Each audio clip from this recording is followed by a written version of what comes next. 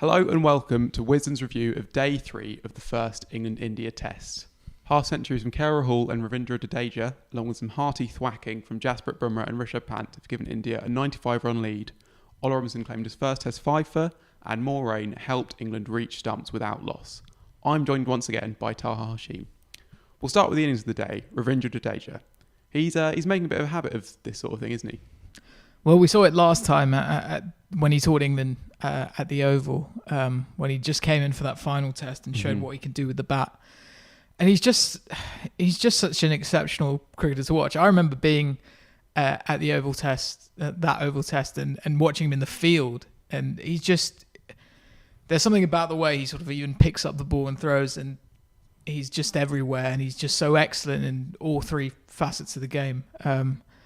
And what an asset to have at number 7 in your lineup, especially when you look at this series, and we've talked about this before, and we're looking at lower order runs as being really integral, because that's where India were let down last time. And he showed when he came into that 5th test what they'd been missing in the previous 4 tests.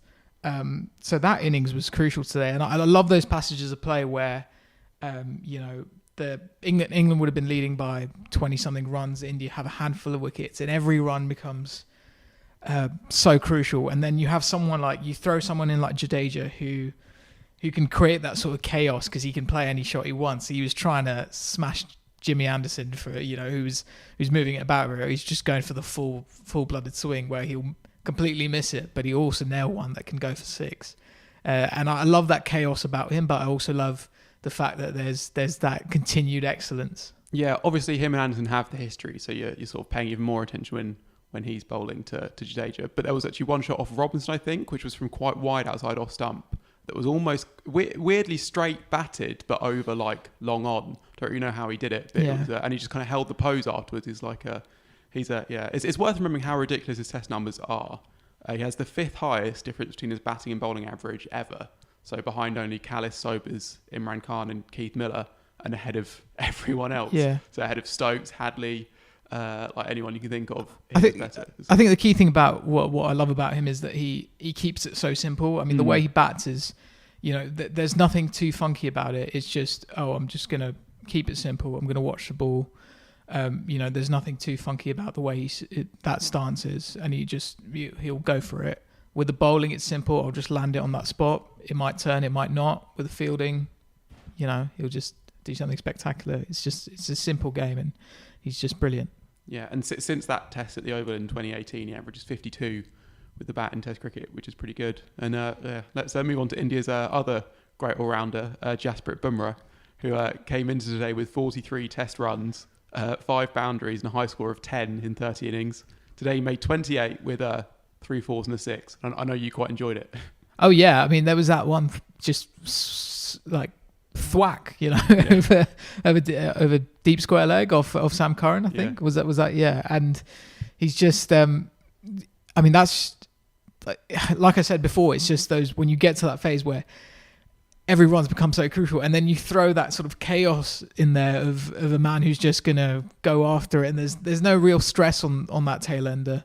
Every run is just a little bonus, and it gets to the stage where you can sense the sort of panic in the bowling attack. But with the tail ender, he's just going to go for it and do what he wants, and it's just good fun to watch. Yeah, and I say India have struggled with their lower order, like their tail, basically quite a lot in Tests, not just in England tour, just like in general. And obviously, we're not suggesting Bumrah's going to go out and smash 28 every innings from now, but just a little bit of improvement actually make quite a big difference, especially in these sort of lower order shootouts. I actually found it quite frustrating, and not because I'm a parochial England fan, although I'm sure some people probably think that. I just wanted kind of like the real stuff to get back underway. I was really interested to see how Sibley and Burns would get on.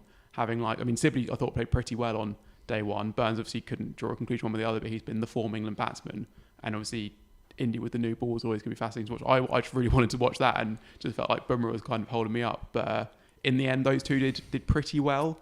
And on the whole, it was a pretty good day for England, I guess. I think, and in a weird way, I think both teams would be quite happy with how the day went. India did enough to stretch their lead to a decent amount. We haven't even mentioned Rishabh Pant yet, but he made a fun 25 to get the game going a bit. But they were kept in check overall.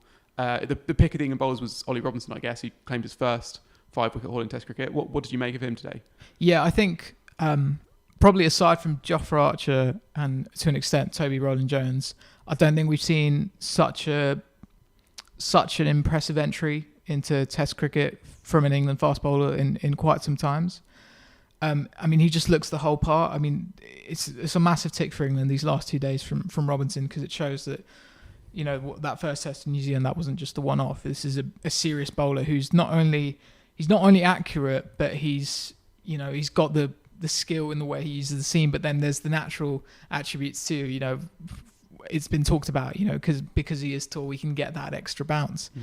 And so he just seems to have it all to really excel in these conditions. I mean, we'll see what happens when he goes overseas, but it's clear that there's a highly skilled operator who can hand the dukes, and he will deliver. He's done it against New Zealand, and he's done it against India now. I mean, those are the two best test teams in the world. So that's a massive tick for England. Yeah, and he's intelligent as well. I think one of the things a lot of people talk about is how he works players out, and that'll be huge when it comes to adapting to the other conditions. Obviously, he bowled well in that England Lions win over Australia a couple of years back now. So a bright future. I think that there is a selection dilemma just sort of coming into view in the distance. I think Broad wasn't great in this innings, but he's allowed one not great innings. He's earned that.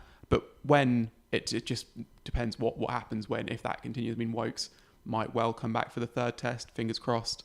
And he's obviously such a brilliant player in home conditions that there's almost could be a three-way tussle there, and that could be interesting, but probably too early to properly discuss that, but just interesting to just keep it in mind when you're watching everyone playing. It's also very hard to ever write off Stuart Broad. Well, yeah, I mean, that's part of the reason why we do it, isn't it? Yeah. One thing which wasn't great was England's fielding. I think Rahul was dropped early yesterday and then again today. Jadeja was also put down, and it all got sort of a bit ragged towards the end. You have a theory about their slip-catching struggles. No, I'm not putting the theory out because I just don't think there's much to it. But what I will say is that England, this isn't a new problem. We saw this last summer as well, and I just get it's been a long time since England had that one slip fielder. You think, oh, he's gonna catch everything. Even with Ben Stokes, you know, it's a cliche to say this, but you know, he's a taker of great catches, but you know, catcher, and so England have missed that for a long time. What I will say is that what we were talking about off camera earlier is the fact that we talk about wicket keeping in England being very hard. You know, with the seam wobbling, part of that is obviously with the seam staying upright after it passes the batsman who's left one, and then it moving around everywhere, and so it becomes hard to actually keep wicket. And I wonder if whether we should take that into account when we're talking about slip catches, because you are still behind the batsman. The ball,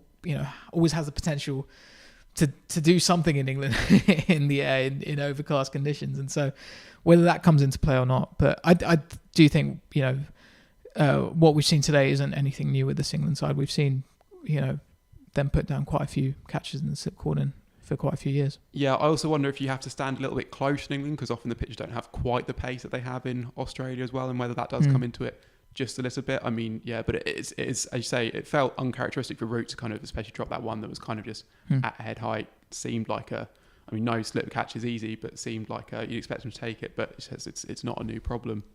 Finally, Patricia Trump, hopefully no relation, asks how much rain is expected. I should stress that I'm not a weatherman. I'm not even a weather boy. But a brief Google suggests we might well lose all of tomorrow, but get all of the fifth day in. And I think even if that does happen, it will still be a good game. I think considering how England batted in the first innings, how India bowled in the first innings, England are going to have to bat a lot better than that to get to tea on day 5, even if day 4 is washed out, to be safe. I think even if England are like 7 down going into tea and leading by like 180, that will still feel like there's excitement there. So I'm still quite looking forward to the fifth day, even with the rain that's around. Anyway, hopefully that's all a pointless thing that I've said, and we do get some play tomorrow. And if we do, then you can join us again for another video. And a reminder that if you have any questions, please comment below. Thanks.